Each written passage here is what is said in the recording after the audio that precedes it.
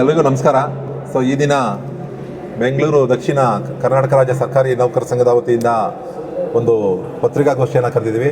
ಈ ಪತ್ರಿಕಾಗೋಷ್ಠಿಯನ್ನು ಕರೆದಿರ್ತಕ್ಕಂಥದ್ದು ಉದ್ದೇಶ ಇಷ್ಟೇ: ಗ್ರೇಟರ್ ಬೆಂಗಳೂರು ಅಭಿವೃದ್ಧಿ ಪ್ರಾಧಿಕಾರ ಏನು ಅಧಿಕಾರಿಗಳು ಮತ್ತು ನೌಕರರು ಯಾರೋ ಅವ್ರ ಮೇಲೆ ಮೊನ್ನೆ ನಡೆದಂಥ ಬಿಡದಿಯಲ್ಲಿ ನಡೆದಂಥ ಹಲ್ಲೆ ಕುರಿತು ನಾವು ಪತ್ರಿಕಾಗೋಷ್ಠಿಯನ್ನು ನಡೆಸ್ತಾ ಇದ್ದೀವಿ. ಮೊದಲನೇದಾಗಿ ನೌಕರ ಸಂಘದ ವತಿಯಿಂದ ನಾವು ಈ ಹಲ್ಲೆಯನ್ನು ಖಂಡಿಸ್ತೀವಿ. ಯಾವುದೇ ನೌಕರರು ಅಧಿಕಾರಿಗಳು ಏನು ನಮ್ಮ ಕೆಲಸಗಳಿರುತ್ತೋ ಅಷ್ಟನ್ನು ನಾವು ಸಾಂವಿಧಾನಿಕ ಹುದ್ದೆಯಂತೆ ನಾವು ನಡೆಸ್ಕೊಂಡು ಬಂದಿರ್ತೀವಿ. ಆದರೆ ಕೆಲವು ಸಾರ್ವಜನಿಕರು, ರೈತರು ಸರ್ಕಾರಿ ಕೆಲಸದ ಮಧ್ಯದಲ್ಲಿ ನಮಗೆ ಹಲ್ಲೆ ಮಾಡಿರ್ತಕ್ಕಂಥದ್ದು ತುಂಬ ವಿಷಾದನೀಯ. ಈ ಘಟನೆಗಳು ನಡೀಬಾರ್ದು.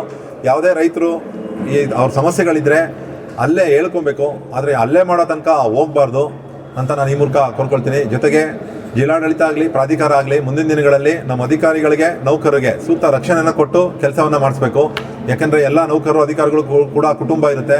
ಈಗ ಎಲ್ಲರೂ ಏನು ಮಾತಾಡ್ತಾ ಇದ್ದಾರೆ ಅಂದರೆ ರೈತರ ಮಕ್ಕಳಿಗೆ ಹಲ್ಲೆ ಅಂತ ಹೇಳ್ತಾ ಇದ್ದಾರೆ. ಯಾಕೆ ಅಂತಂದರೆ ಇಲ್ಲಿ ಇರ್ತಕ್ಕಂಥ ಎಲ್ಲ ಕೆಲಸ ಮಾಡೋರು ರೈತರ ಮಕ್ಕಳುಗಳೇ ಕೆಲಸ ಮಾಡ್ತಾ ಇರ್ತಕ್ಕಂಥದ್ದು.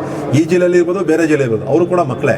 ಆದ ದೃಷ್ಟಿನಲ್ಲಿ ಯಾವುದೇ ರೈತರಿರ್ಬೋದು, ಸಾರ್ವಜನಿಕರು ಇರ್ಬೋದು, ನಮ್ಮ ಸರ್ಕಾರಿ ನೌಕರರು ಕೆಲಸ ಮಾಡೋ ಸಂದರ್ಭದಲ್ಲಿ ಅವ್ರಿಗೆ ದಯಮಾಡಿ ನೀವು ಬಾಯಲ್ಲಿ ಹೇಳಿದ್ರು ಕೂಡ ಅವ್ರು ವಾಪಸ್ ಹೋಗ್ತಿದ್ರು. ಅಂಥ ಸಂದರ್ಭದಲ್ಲಿ ನೀವು ಈ ರೀತಿಯ ವಿಕೋಪಕ್ಕೆ ತೊಗೊಂಡೋಗ್ಬಾರ್ದಾಗಿತ್ತು ಅಂತ ನಾನಾದರೂ ಭಾವಿಸ್ತಾ, ಈ ಘಟನೆಗಳು ನಮ್ಮ ಜಿಲ್ಲೆಯಲ್ಲಿ ಮತ್ತೆ ನಡೀಬಾರ್ದು.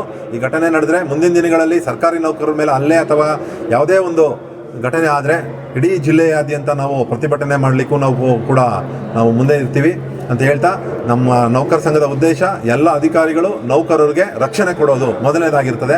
ಆ ನಿಟ್ಟಿನಲ್ಲಿ ನಾವು ಈ ದಿನ ಪತ್ರಿಕಾಗೋಷ್ಠಿಯನ್ನು ನಡೆಸ್ತಾ ಇರ್ತೀವಿ. ನಾನು ಎಲ್ಲ ರೈತ ಬಾಂಧವರಲ್ಲಿ, ಸಾರ್ವಜನಿಕರಲ್ಲಿ ವಿನಂತಿ ಮಾಡ್ಕೊಳ್ತೀನಿ, ಮತ್ತೊಮ್ಮೆ ಯಾವುದೇ ನೌಕರರಿಗೆ, ಅಧಿಕಾರಿಗಳಿಗೆ ನೀವು ಏಕಾಏಕಿ ಹಲ್ಲೆ ಮಾಡೋದನ್ನು ಮೊದಲು ನಿಲ್ಲಿಸಿ ಶಾಂತಿಯುತವಾಗಿ ನೀವು ಹೇಳಬೇಕು ಅಂತ ನಾನು ಈ ಮೂಲಕ ಕೋರ್ಕೊಳ್ತೀನಿ.